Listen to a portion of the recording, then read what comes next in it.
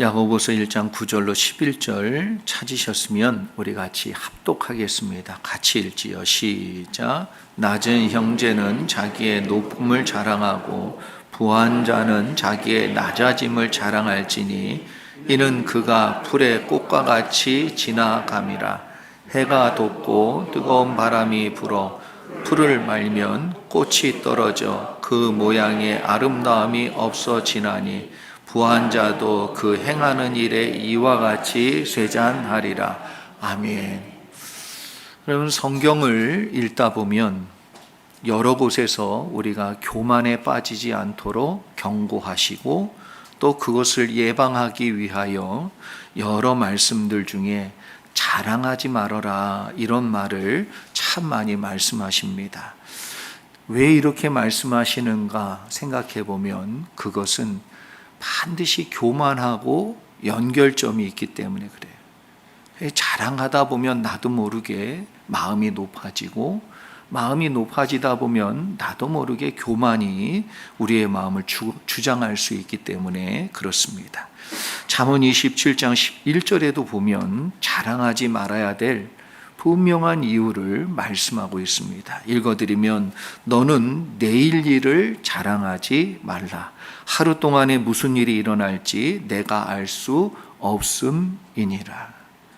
그래서 이번에 우리 아들이 좋은 회사에 들어갔다, 좋은 학교에 입학하게 되었다, 이번에 내가 성공하게 되었다, 이번에 어떤 일로 인해서 많은 돈을 벌게 되었다.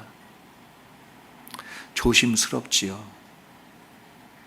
왜냐하면 다음에 어떤 일이 일어날지 몰라서 그래요. 내일 그 돈이 내 돈이 될지, 그 성공이 나에게 기쁨이 될지, 아니면 하나님 부르시는 그 순간 되면 아무것도 아니에요. 누가 그러더라고요. 목사님, 나 열심히 돈 벌지 않을 거래. 돈 쓸 거래. 그래서 왜요? 그랬더니 이 돈 벌었는데 이 돈이 어떤 여자 돈이 될지 누가 아냐고.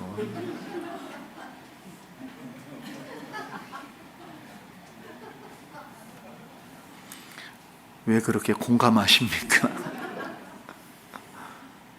누구 여자 돈이 될지 어떻게 아냐. 네.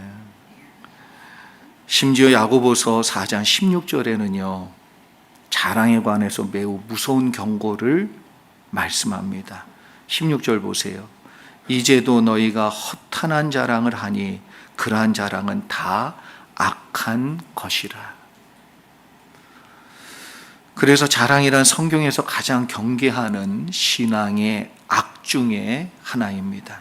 그런데 오늘 본문에서는 참 신비롭게도 야고보가 뭐라고 얘기합니까? 자랑하라. 매우 역설적인 내용을 말씀하면서 자랑하라. 먼저 9절과 10절 같이 한번 다시 봅니다. 같이 읽지요. 시작. 낮은 형제는 자기의 높음을 자랑하고 부한 자는 자기의 낮아짐을 자랑할지니 이는 그가 풀의 꽃과 같이 지나감이라. 아멘. 여러분, 낮은 형제에게도 또한 부한 자에게도 동일하게 자랑하라, 이렇게 말씀하고 있습니다. 정말 이상한 말이지요. 이상하게 지금 표현하고 있어요. 자랑하지 말라, 이게 성경적인 가르침인데 매우 역설적인 말씀을 하고 있습니다.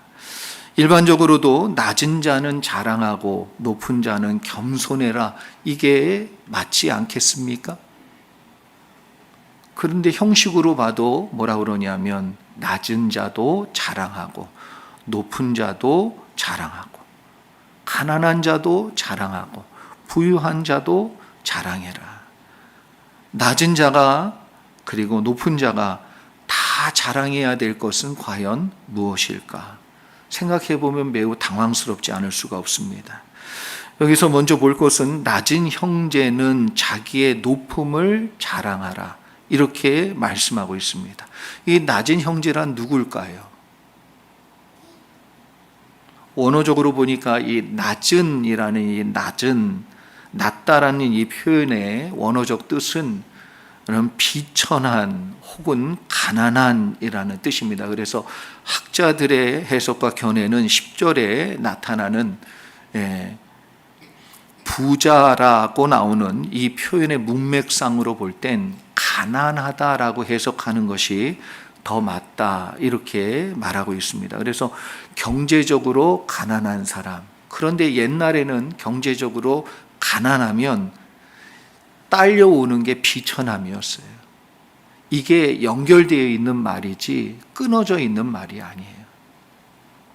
그래서 세번역 성경에서는 뭐라고 표현했냐면 비천한 신도라고 번역을 했습니다. 그런데 비천하든 경제적으로 가난하든 결국 낮은 형제는 세상적인 것, 세상에서 얘기하는 것으로 자랑할 것이 있다 없다? 있을 수가 없지요. 가난하니까, 비천하니까 세상적인 내용 중에 자랑할 것이 아무것도 없어요.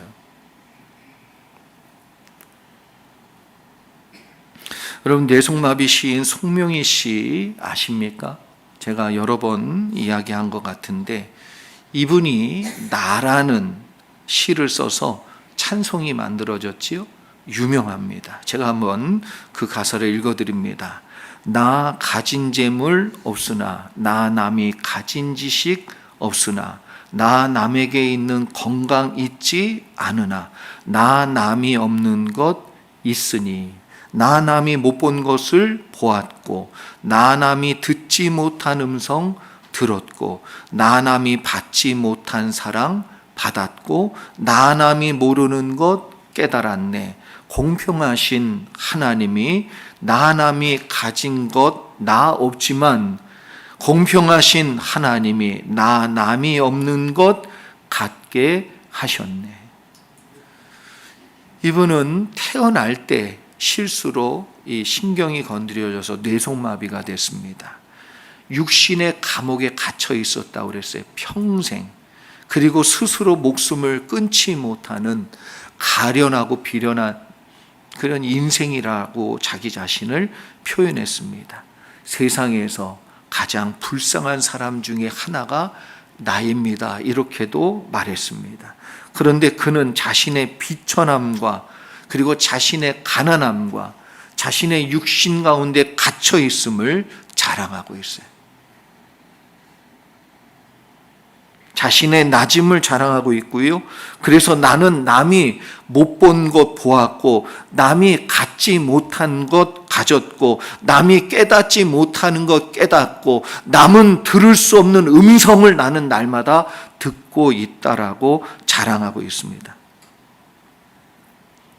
어떻게 이런 자랑이 가능할까요?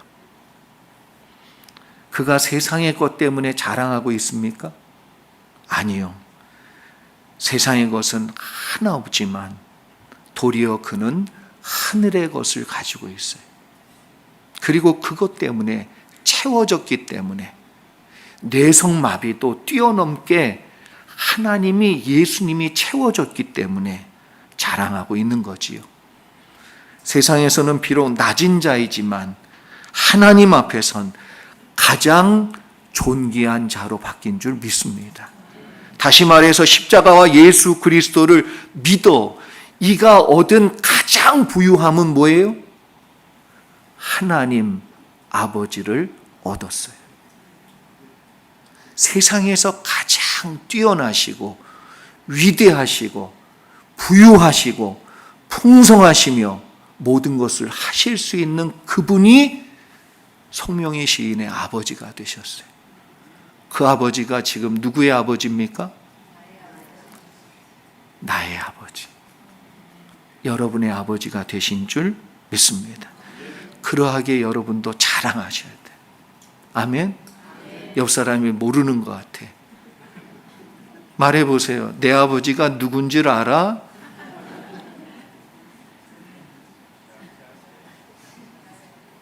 어째 아버지 없는 얼굴들이에요, 지금. 아버지 잃어버린 얼굴들이에요. 내 아버지가 누군 줄 알아? 제가 이걸요, 초등학교 때 들었어요. 춘천에서 온 촌뜨기 하나가 있었는데 우리가 놀렸습니다. 감자라고, 강원도 감자라고 놀렸어요. 근데 아무 말 없다가 어느 날 내 아버지가 누군 줄 알아? 그러더라고요. 누군데 그랬는데 찝차가 왔어. 원스타일.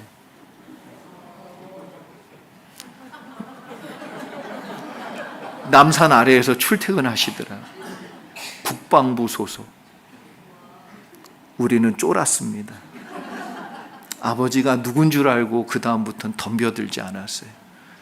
자, 옆에 한번 다시 하세요. 내 아버지 누군 줄 알아?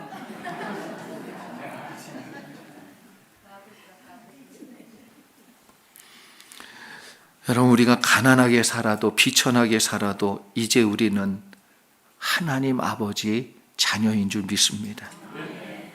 우리는 하나님의 것입니다. 하나님이 이제 나를 책임지실 거고 붙잡으실 거고 역사하실 줄 믿으시기를 주의 이름으로 축원합니다. 여러분, 누가복음 16장 19절 이하에 보면 거지 나사로가 나와요. 부자의 비유가 함께 나옵니다. 예수님의 비유에 따르면 한 부자는 매일 호화롭게 살았고 배불리 먹었어요. 그 집 대문 앞에 사는 나사로는 너무 가난했습니다. 먹을 것이 없었어요. 심지어 상처도 많아서 개가 그 상처를 핥았다. 이렇게 말합니다. 한마디로 얘기하면 비참한 삶을 산 거예요. 근데 두 사람이 죽고 나니까 그 모습과 운명이 완전히 뒤바뀌었어요. 거지 나사로는 아브라함의 품에 안겨서 위로를 받기 시작했습니다. 사랑을 받기 시작했어요. 그런데 부자는 어떻게 됐습니까? 음부에 떨어져서 정말 꺼지지 않는 그 불에 얼마나 고통스러우면 물 한 방울 이렇게 찍어서 내 혀에 이렇게 넣어줬으면 좋겠다. 그 부탁을 간절히 합니다. 그런데 아브라함이 뭐라고 얘기하지요? 너하고 나 사이에 구렁텅이가 있다는 거예요. 그래서 건너가지도 못하고 건너오지도 못한다는 거예요. 이 이야기를 듣고 얼마나 절망했는지 몰라요. 그래서 이 부자가 뭐라고 얘기합니까? 그러면 나사로라도 다시 보내서 내 식구들 오지 않게 해달라고, 제발 그렇게 해달라고, 여기 얼마나 힘든데 여기만큼은 오지 말게 해달라고 부탁을 해요. 그때 아브라함이 이렇게 얘기합니다. 그들에게는 모세와 선지자들이 있으니, 이 말은 말하면 오늘날 그들에게도 목사가 있으니, 말씀 전해주는 자가 있으니 그 말을 들으면 된다. 그런데 그들의 말을 듣지 않는 자는 뭐라고 얘기합니까? 죽은 자가 살아 돌아가서 얘기해도 믿지 않을 것이다. 여러분, 죽은 자가 살아가가지고 말 전해주면 들을 것 같지요? 모세의 시대에 정말 하늘에서 만나가 내리고 홍해가 갈라지면 여러분 다 순종하고 하나님 뜻대로 살 것 같으시지요? 아니요. 오늘 하나님의 말씀을 듣고 내 마음을 바꾸지 않는 사람은 기적을 봐도, 부활한 사람이 나타나서 말씀을 전해도 안 듣습니다. 그게 성경이 말하는 결론입니다. 우리가 어렸을 때 부른 찬양이 있어요. 여러분, 돈으로도 못 가요. 하나님 나라. 손뼉 치면서 불러야 되나? 예? 이 찬양 모르시진 않잖아요. 그리고 힘으로도 못 가요. 하나님 나라. 거듭나면 가는 나라, 하나님 나라. 그 다음이 뭡니까? 그 믿음이 있으십니까? 있으시기를 주의 이름으로 축원합니다. 거지 나사로는 비천하고 비참한 삶을 살았지만 모세와 선지자가 해준 말을 그가 들었다는 거예요. 그러니까 천국에 가 있는 거죠. 가난해서 간 게 아니에요. 고생해서 간 게 아니에요. 여러분, 오해하시면 안 됩니다. 그 비천한 중에도, 그 배고픈 중에도 나사로는 하나님 말씀을 받아들였고, 부유한 중에도, 그 여유로운 중에도 부자는 하나님의 말씀을 안 들었다는 거예요. 부자가 가진 세상의 모든 돈을 다 동원해도 못 가는 천국을 나사로는요, 믿음 하나로 가졌어요. 그걸 자랑했습니다. 그게 우리의 자랑인 줄 믿습니다. 그런데 10절에 보면 너무 재밌는 말씀을 소개해요. 뭐라 그러냐면 부유한 자는 낮아짐을 자랑해라. 참 너무 신기하지 않습니까? 부유한 자 보고 낮아짐을 자랑하래요.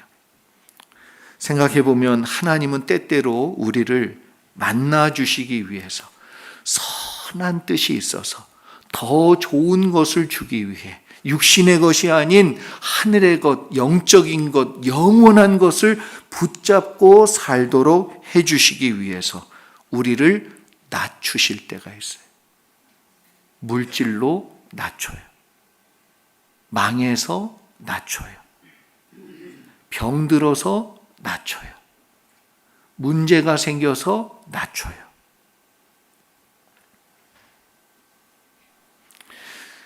우리의 생각과 그리고 우리가 계획했던 것이 다 무너지는 그 순간 하나님의 계획이 시작될 줄 믿습니다. 부유했던 사람이 한순간 모든 것을 잃게 되었을 때, 건강을 잃게 되었을 때, 계획이 무산될 때, 그때 우리는 홀로 치열하게 우리 내면 속의 싸움을 싸우지요. 그리고 질문이 나옵니다. 그리고 그 질문을 누구에게 던져요? 하나님, why me? 내가 뭘 잘못했냐고 하나님을 찾지요. 그리고 하나님께 점점 시간이 지날수록 매달리기 시작합니다. 도와달라고. 그 다음에는 살려달라고. 그 다음에는 내가 바뀌겠노라고. 다니엘서 4장에 보면 여러분 바벨론 제국의 느부갓네살 왕이 자신의 업적을 자랑하다가 한순간에 무너졌어요. 여러분 7년 동안 고생합니다. 바벨론의 제국을 이룬 느부갓네살 왕이 왕위를 한순간에 잃어버려요. 왕도, 제국의 왕도 한순간에 끝날 수 있어요. 근데 나는 무엇으로 지키려고요? 거대한 도시 바벨론을 세웁니다. 그리고 난 뒤에 그게 너무 흡족했어요. 그래서 어느 날 왕궁 옥상을 거닐면서 자신이 이룬 위대한 업적을 바라보면서 뿌듯해했습니다. 자만에 빠졌어요. 그래서 느부갓네살 왕이 외쳤어요. 뭐라고 그랬냐면 이 큰 바벨론을 내가 건설한 것이 아니냐?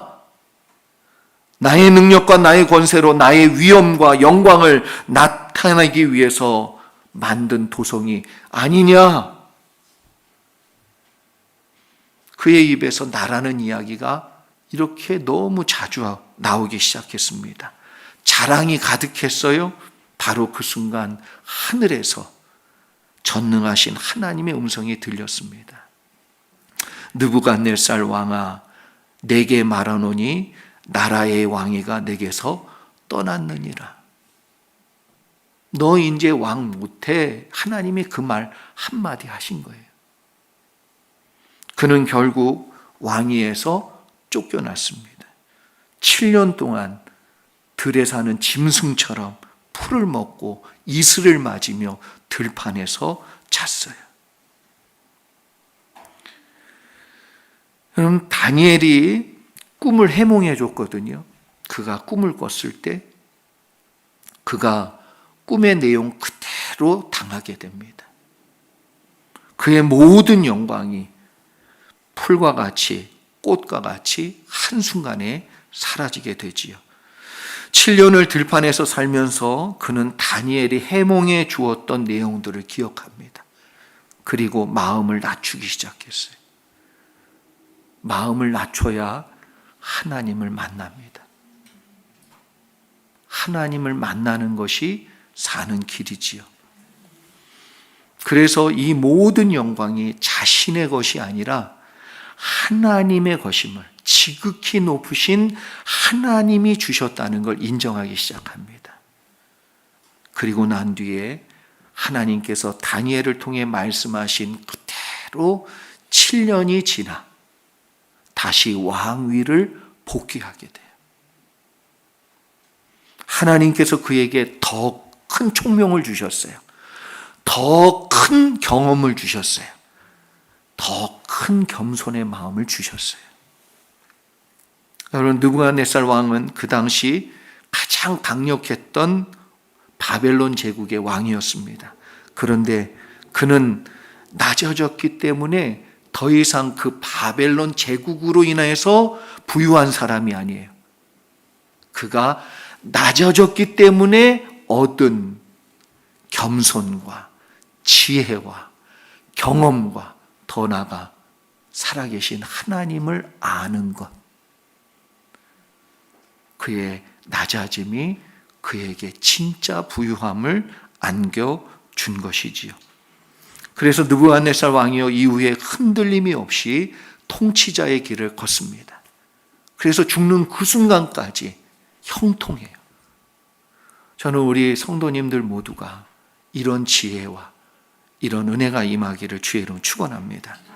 우리가 마음이 높아지거나 경제적인 부유함으로 교만해지거나 건강에 자신이 있어 나는, 그래서 어떤 분 그러더라고요. 목사님, 내 나이에 한약 안 먹는 사람 나밖에 없습니다.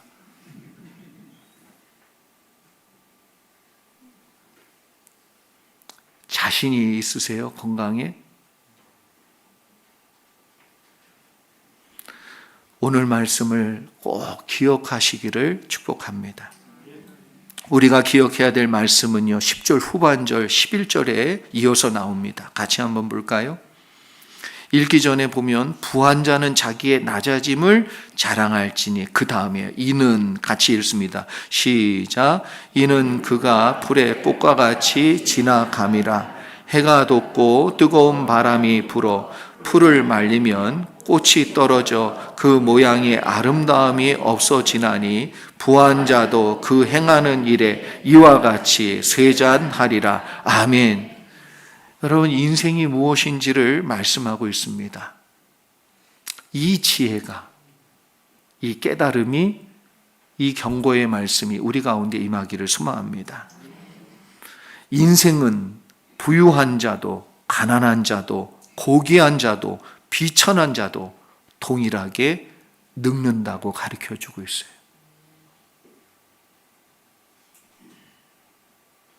예외 없어요. 이병철 씨도 병원에 있다 돌아가셨잖아요. 정주영 씨도 병원에 있다 돌아가셨잖아요.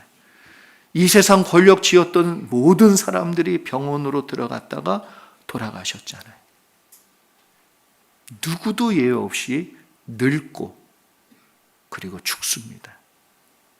그래서 우리의 인생은 풀과 꽃과 같다는 것을 반드시 잊지 말아야 됩니다. 여러분, 50대는요 외모의 평준화가 이루어진다고 합니다. 50대 때는 아무리 발라도, 죄송합니다, 그저 그렇습니다.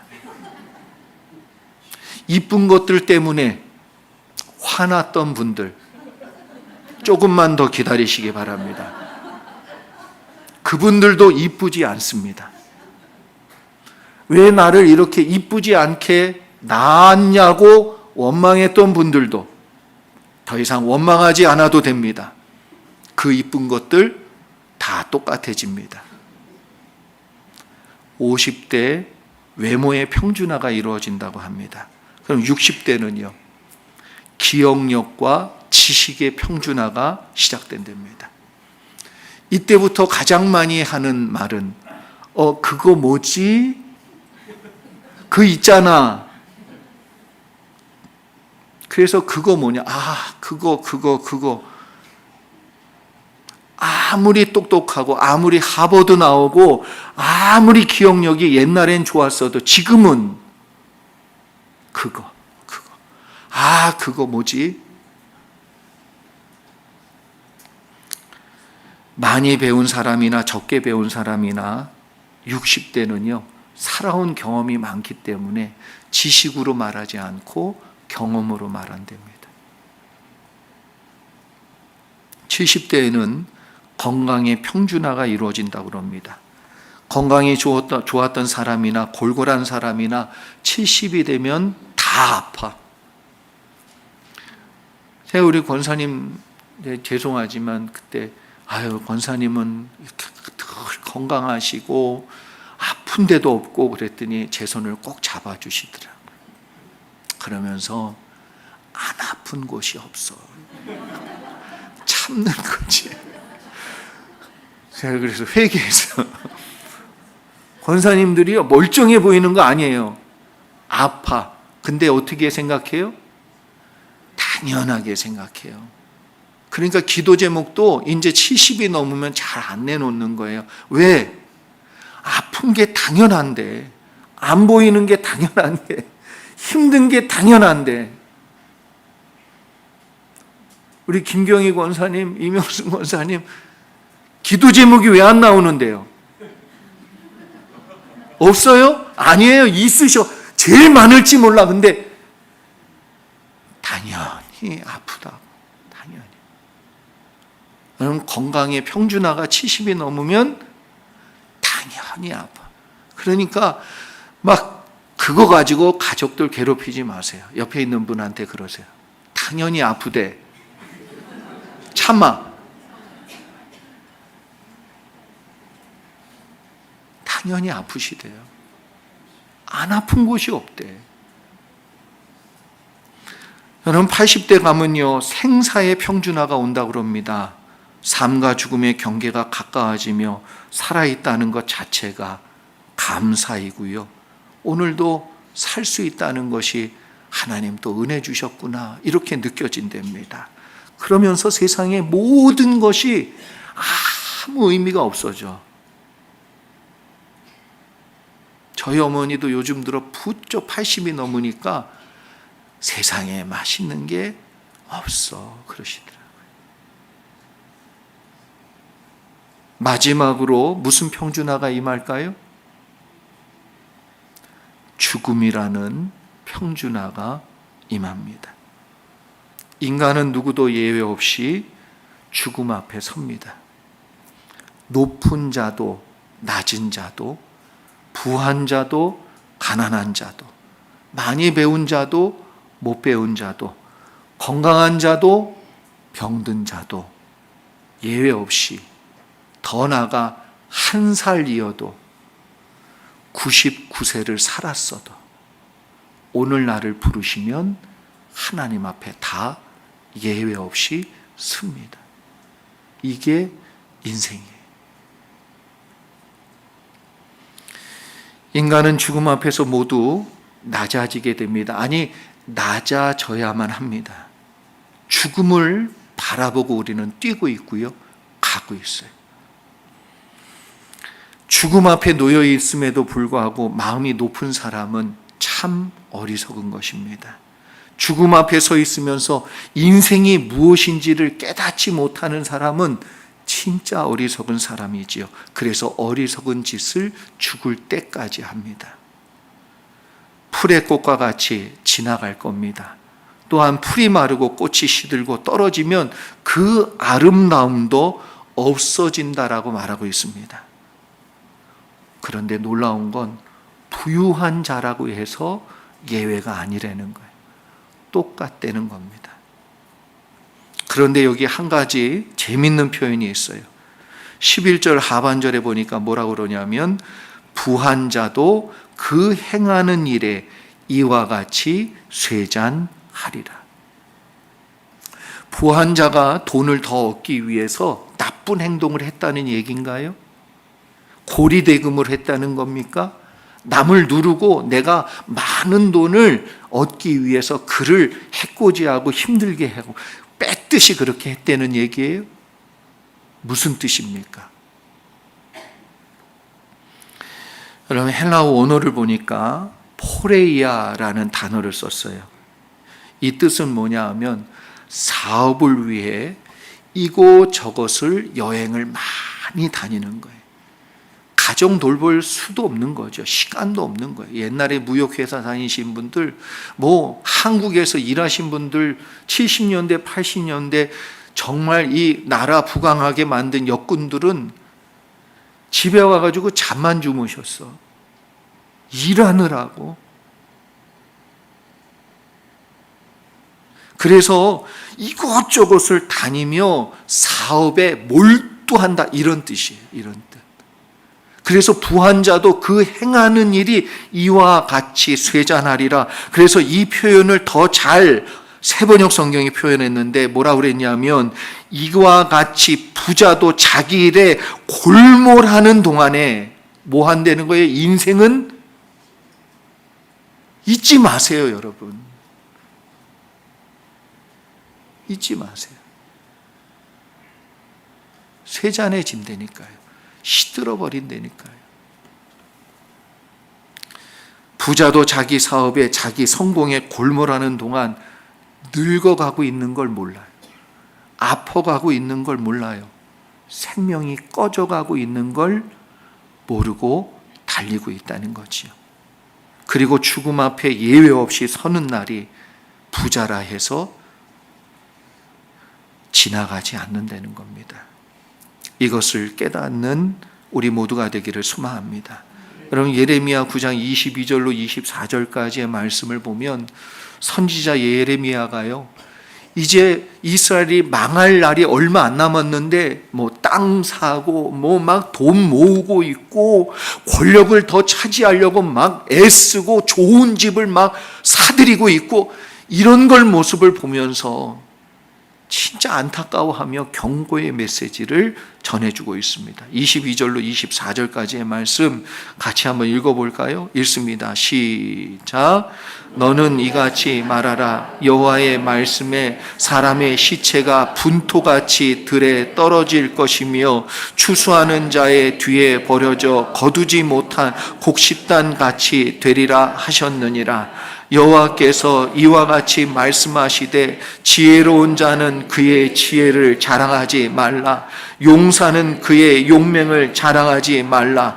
부자는 그의 부함을 자랑하지 말라. 자랑하는 자는 이것으로 자랑할지니 곧 명철하여 나를 아는 것과 나 여호와는 사랑과 정의와 공의를 땅에 행하는 자인 줄 깨닫는 것이라. 나는 이 일을 기뻐하노라. 여호와의 말씀이니라. 아멘.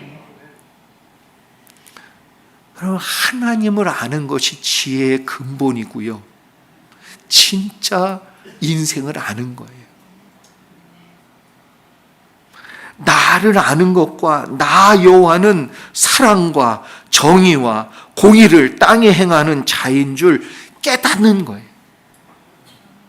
그걸 자랑하려는 거예요. 내가 그걸 알았습니다. 내가 하나님을 알았고 하나님이 인생을 주관하는 분임을 알았고 하나님께서 알아서 하실 거라는 걸, 그분이 진짜 심판자라는 걸 내가 알았습니다. 그게 지혜라는 거지요. 여러분, 우리가 진짜 자랑할 것은 하나님을 아는 것입니다. 둘째는 하나님이 사랑과 정의와 공의를 땅에 행하시는 분임을 아시는 저와 여러분 되기를 소망합니다. 하나님께서 재판하실 거예요. 하나님께서 다 보고 계세요. 이것을 하나님이 기뻐하실 줄 믿습니다. 하나님을 하나님으로 인정할 때. 여러분, 남은 인생을 어떻게 살아야 할까요? 이제 우리에게 남은 인생이 어떤 인생인지 우리 되돌아봐야 되지 않습니까? 원망하고 미워하며 분노하며 시기하며 질투하며 그렇게 살아야 될까요? 아니면 하나님 뜻이 나에게 이루어져 이제는 하나님을 아는 자로, 하나님을 하나님으로 인정하는, 하나님께 영광 올려드리는 자로 살아야 될지 우리 결단해야 돼. 왜 그 인생을 하나님 쥐고 계세요? 여러분 11절 맨 마지막 말씀이 자꾸 눈에 들어왔습니다. 그리고 마음에 꽂히더라고요. 세번역 성경으로 다시 읽어드리면 이렇습니다. 이와 같이 부자도 자기 일에 골몰하는 동안에 시들어 버립니다. 가난한 사람보다 여러분 부유한 사람이 사실 세상의 욕심에 묶일 가능성이 큽니다. 그런데 가난하다고 그런 게 없느냐? 아니요. 가난한 사람에겐 자식 성공시키고 남편 성공시키고 싶은 간절함이 얼마나 강한지 모릅니다. 그런데 승진하지 못하면 이 마음에서 막 그냥 분노가 일어나고 묶이고 은혜가 하나 안 되고,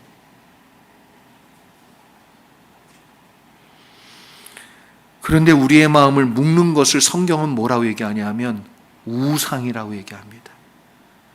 내 마음 중심에 하나님이 있어야 되는데 다른 것이 들어와서 그것이 미움이건 원망이건 그것이 소망이건 어떤 것이든 내 마음을 주관하고 있고 흔들고 있다.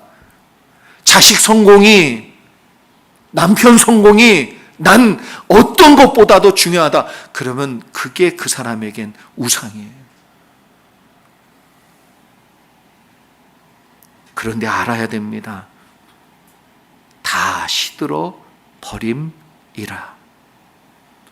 우리들도 골몰하여 마음을 뺏기고 있는 동안에 어느 순간 늙어가고 있고요. 죽음 앞으로 가고 있어요. 부자는 물질이 우상이지요. 어떤 사람들은 성공과 건강과 그리고 출세가 잘 되는 것이 우상입니다. 그런데 또 분노도 우상이 돼요. 원망도 우상이 됩니다. 평생 미워하다가 끝나는 사람이 있어요. 더 나아가 자기 자신의 무능을 책망하며 평생 살다가 끝나는 분도 봤어요. 우상입니다. 그걸 내려놔야 됩니다. 그리고 주님 앞으로 다가오시는 십자가를 붙드는 여러분 되시기를 주의 이름으로 축복합니다. 십자가 밑에 나아가 죄짐이 풀리기를 주의 이름으로 축원합니다. 우리 다 같이 기도합니다.